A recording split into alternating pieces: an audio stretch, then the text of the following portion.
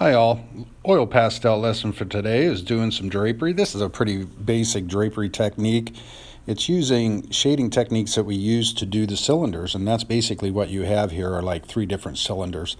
And then of course you have overlap, cast shadows, and the layering technique that you use when you do the oil pastels. There's the ones that I'm going to be using. I have basically shades of red, yellow, orange, and then I threw some black, some gray, and some white in there. Here we go with the drapery. When you do your drapery, you're just drawing a real quick, almost like an S shape. Okay, you want to have two curves in it, maybe three curves, and then you just draw your edges. From your edges, you just draw converging lines. Well, they're vertical lines, but they actually do angle towards the middle. Then that last line that I drew, I take that curve and I go up until I hit my first overlap. When I hit my first overlap, make sure when you draw those lines too that you actually catch the edge of the curve. Some of my students won't catch the edge of the curve. Make sure you catch the edge of the curve. Okay, now as far as the layering technique and the colors that I'm using, I'm going to be using red and orange mostly, but I want to take this yellow and put a base coat down first because it is the lightest of the values in my warm colors. When you think about your warm colors, you have yellow, orange, and red. Yellow is the lightest value. So I could also use white here, and actually I do come in with white later on, but I'm just putting a base down. Now I'm going to come in with a little bit of orange and go over top of that yellow. As you learned before in previous lessons, using the oil pastel is a layering process. And here I am doing some more layering, and I actually even use some red. You can see that space in there. It's too much of a quick contrast between light and dark, so I came in here and I kind of phased in a little bit of red. Now you can see I have a white here, and I'm going to go over that, and this is where I'm using my white to blend. And notice also that I'm almost moving in an opposite direction. See how everything's starting to smooth out as well? It's not going to be quite smooth enough yet, so I'm going to come in with my rolled up paper towel in just a minute. The nice thing that the white also does is it puts almost a coating of that waxy oil pastel material. So when you do come in and do some blending, it smooths out and takes all those white marks out. After I put a little white on, I come back in with some orange. And again, guys, it's just, it's kind of almost like you're playing around with it until you get comfortable with it. And through the exercises that we've done so far, I'm confident that you'll do well with this.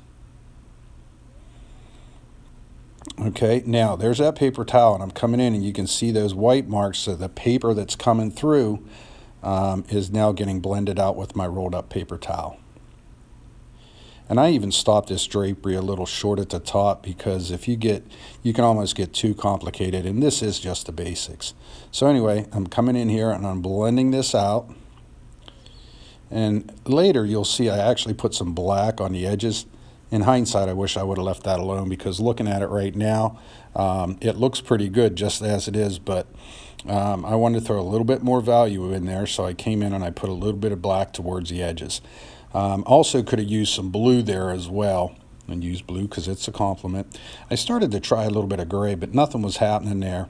And again, in hindsight, I wish I would have came back and worked with that gray a little bit.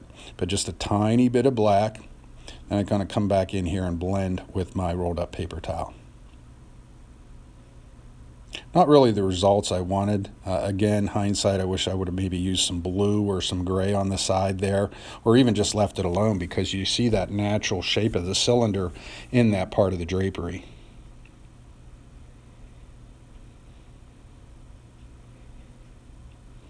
Okay, now what I want to do, think about how this drapery sets. Right in under that fold, there's going to be a cast shadow. So I come in here and I'm not using any yellow this time. I'm going with straight orange because it's a darker value than the yellow. And now I'm going to bring some yellow on top, and that's just for blending purposes. And also on the right hand side of this second fold, it is going to be a little bit lighter. You got to think about how the light is going to strike this drapery.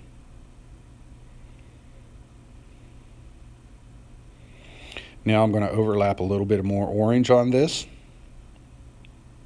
I haven't started to put that cast shadow in there, but it'll be coming here soon. Again, you want to think about that first fold in the foreground is going to overlap the second part of the drapery, so I'm going to put some darker value in there. And you can see I come in here with some red, and I've already started to do that.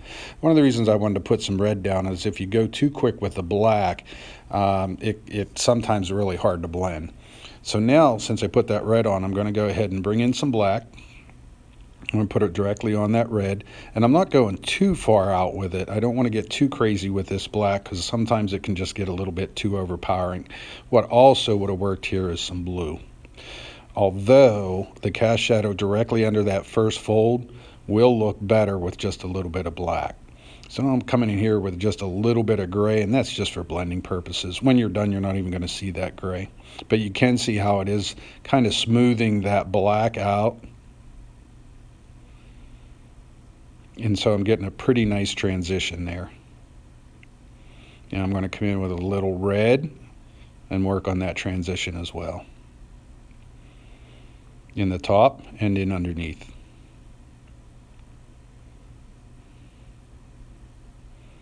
Now it's time for a little bit of blending with the paper towel.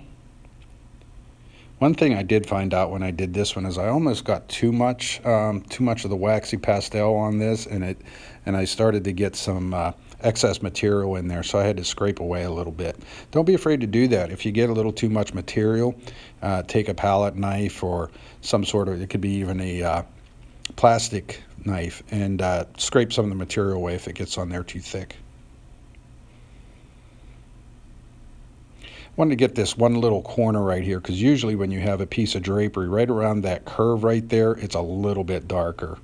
And this is just from experience. I'm going to blend that in as well.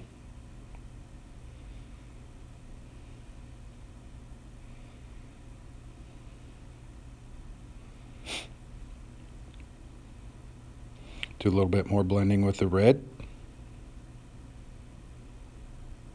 It's a layering process.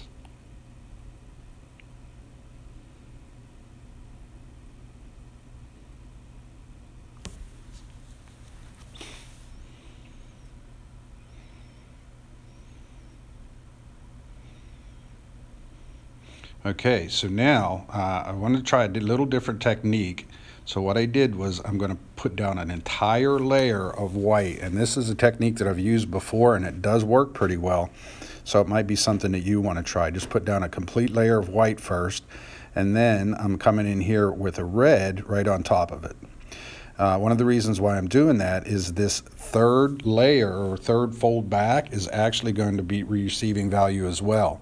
The drapery has that curve and that extra fold. Well, think about overlap, and anytime there's overlap, there's going to be that next fold.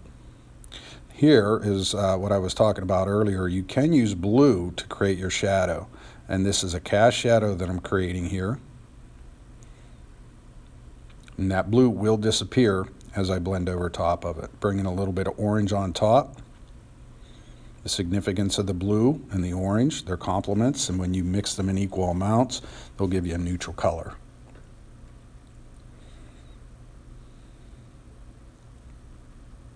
Using hat shading technique, I'm just going to put down a little layer of orange there. And this is a light blue. I decided I was going to give this a try and put a little light blue down on top of my orange.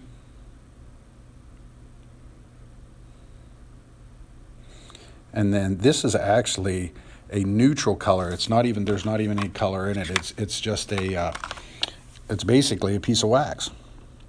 Going to bring in some blending now and try to get these transitions smoothed out.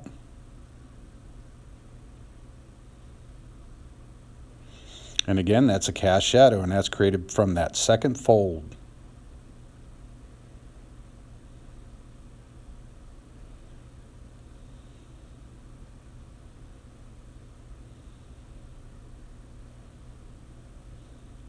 One of the things I want to do too is one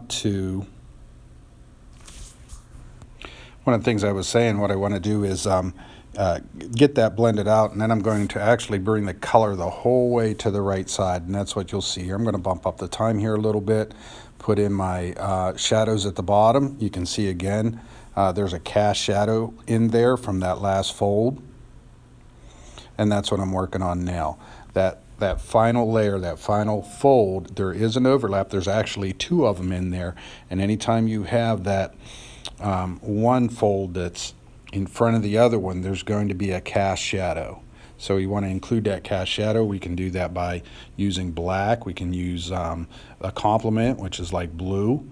And then, of course, we want to blend it out with our rolled up paper towel. This part here, I'm just kind of putting in the final, I guess the final fold of my drapery. Now I'm going to put a base of yellow. I already put a base of white down, so I'm going to put a base of yellow. And then I'm going to come in and I'm going to add some orange. I'm going to keep blending. And notice I kept it's almost like I shaded a cylinder. It's light in the middle and then a mottled shadow towards the outside, and that creates a three-dimensional form. Now this last part here is a little bit optional, guys. What I did was I decided to put some black in the background to maybe hopefully have it stand out. And what I did was I used black, and then I put a layer of blue down, and then I used my rolled up paper towel to smooth everything out. That's totally optional. If you don't want to put the black in, you don't have to. But that is basically it. It really, when you use the pastels correctly, it really creates that three-dimensional form, that illusion of the three-dimensional form on a two-dimensional surface. Hope you enjoyed it. Have a good day.